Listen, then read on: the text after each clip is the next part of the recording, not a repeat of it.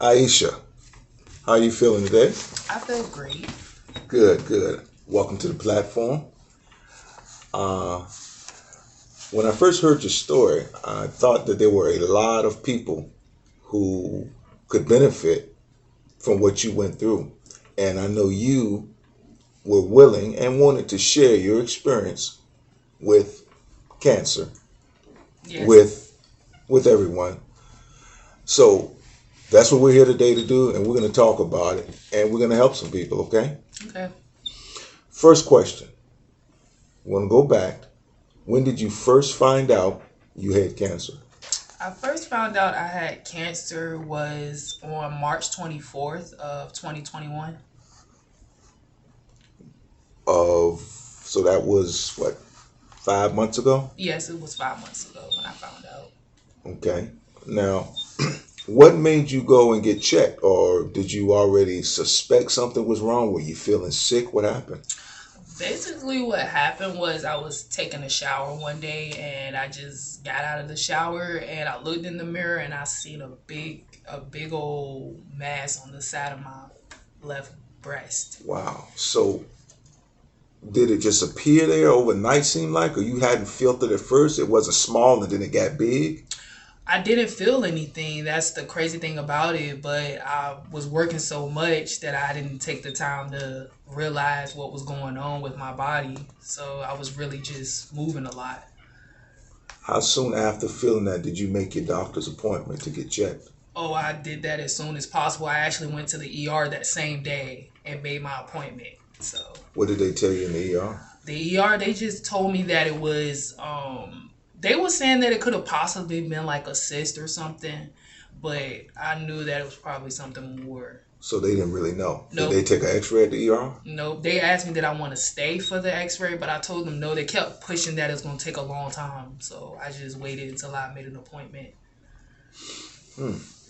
Okay, so I think what I need to know now is when you got to the doctor, okay, when the doctor told you after the examination, how did you feel?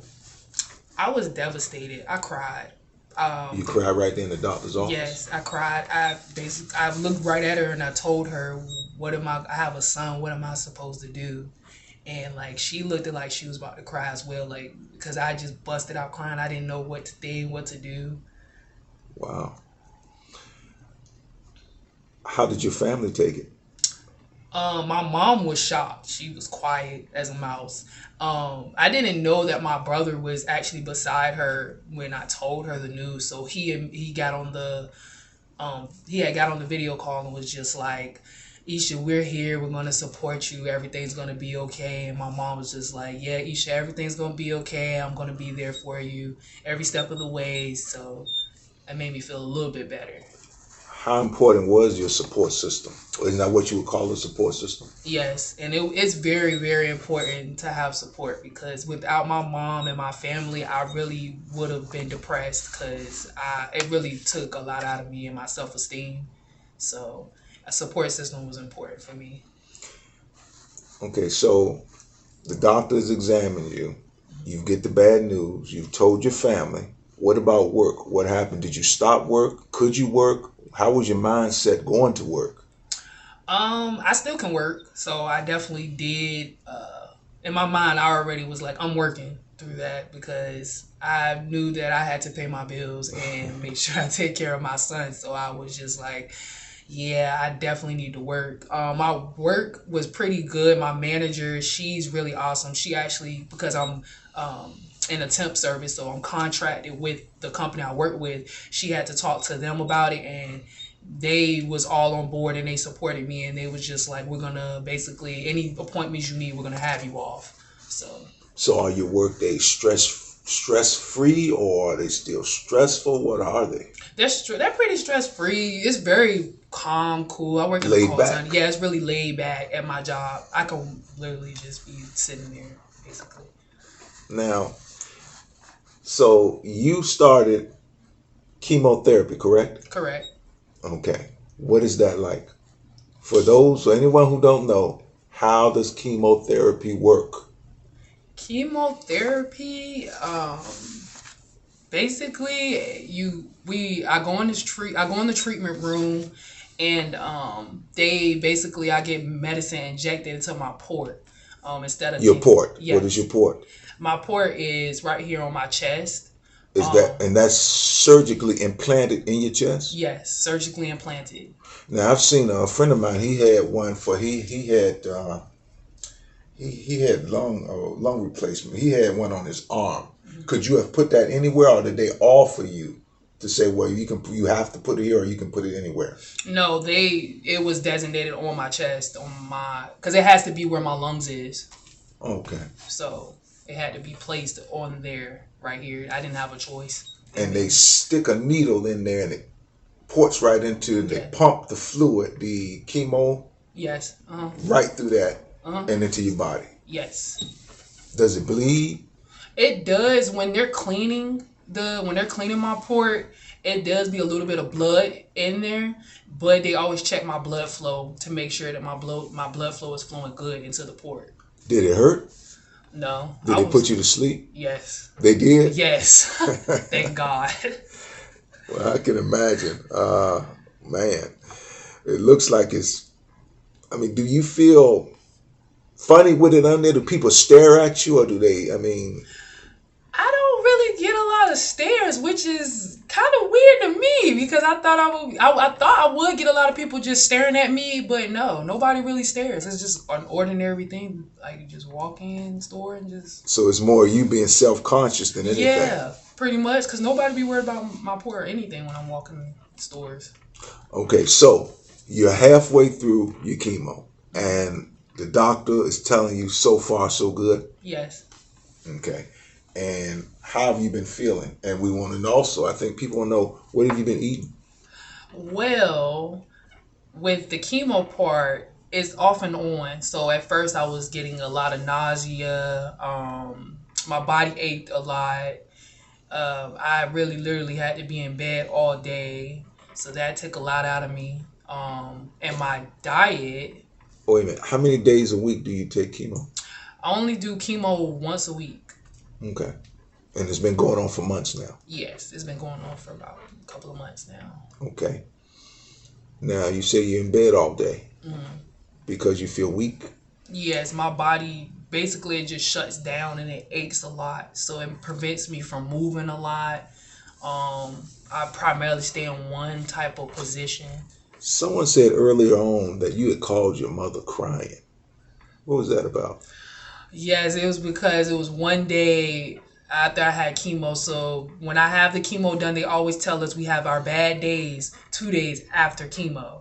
So when I had that bad day, I literally was at work, and I went home and I was crying, telling my mom that I couldn't do it. It was a lot on me, and then my body was hurting so bad. And she was just like, "Oh, baby, I wish I could be there for you," but it's just a lot.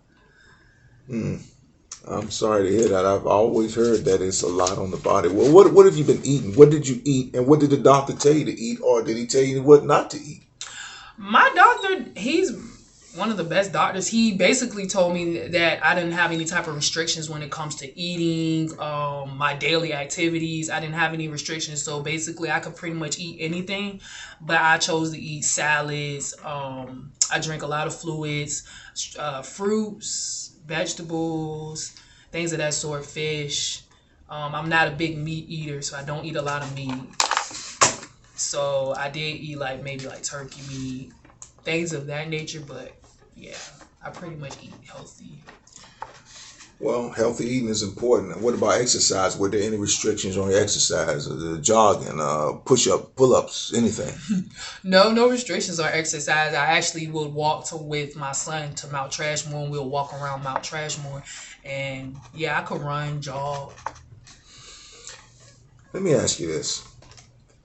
When you first got the diagnosis, did you blame God? Or did you ask, why me, God? Or any of those type of, philosophical questions? Yes, I did ask, why me? I did definitely ask that, because it's not hereditary. It doesn't run in my family. So I definitely asked, why did I get chosen? All the time. I did definitely do that. Were you bitter? I wasn't bitter about it. I was more so just upset. Well, it's very upsetting. I understand that, but did it maybe the experience bring you closer to God, or sometimes do you find yourself praying more than usual, or do you believe in a higher power? What if some people don't believe in a higher power; they just believe in themselves. Yeah, it definitely made me pray a lot more and humble myself a lot more to life. And I definitely catch myself praying to God a couple of times a day, just thanking Him and being there for me and helping me out with my body, giving me strength to get up every day, to get up for work. So, yeah. Now, your medicine is expensive. Mm-hmm. Anybody knows medicine has gone up. I mean, even Tylenol is expensive nowadays. You can't even get nothing. It's terrible. Now, your chemo medicine is expensive, and you have a panel where you have to pay your premiums and stuff like that on your medicines and stuff. A lot of people do. And sometimes we all need a little help. Mm-hmm. What if someone said, "Well, I like her story. I'm inspired by it, and I think that I want to help her. I want to donate to help her with her medicine. Maybe pay for some of her gas. Maybe help her with her back to school stuff for a kid." Where could they send something to help you out? Yes, if anyone would like to donate or help me, I have a cash app. It's the money sign pretty Pretty loco LOCO 27 Cash App, cash app. pretty loco 27. Yes. So that's crazy, pretty crazy. So are you crazy? No, I just like the song from back in the day. Okay. What about you? You got a PayPal or anything? No, I don't have a PayPal. We need to get you a PayPal. Now, I know one time you were talking about, since this experience, you were thinking about maybe starting something to help other people, maybe with the medicines, and through this experience, maybe a support group, a nonprofit. Down the line, I hope that you would come back and you would share with us how what you were able to put together in ways that would benefit other people and help people through what you're going through. And I also hope that talking to you today, someone heard you, someone might want to get checked. I mean, would you give some advice to somebody? Because I know that you're going in early probably saved your life, correct? Yes, I saved my life. I definitely saved my life. As soon as you felt it, you went in. Yes. So your advice to anybody would be what? My advice to anybody else is any woman, any female. Yeah. Yes. Any young woman, older, young, baby, go get checked. Self-examine yourself first. And I got taught that by my OBGYN in Georgia.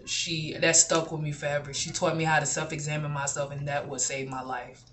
So as soon as you self-examine yourself and you feel something wrong, go get checked by a doctor. Go get checked as soon as you feel something wrong. Don't procrastinate. What if you're scared? Some people feel that, say, I don't want to know. I'm scared. It's going to be all right. Maybe it's just a lump and it'll go away. What about those people? For those people, that was me. I was second guessing it. I was literally in my head saying, Iesha, it's not cancer. It's not cancer. But I would say don't second guess yourself. I know you're scared, but you got to be strong and you have to be brave enough to go to that doctor and definitely see what's going on, because dealing with COVID and everything going on now, it's important that you go check your health.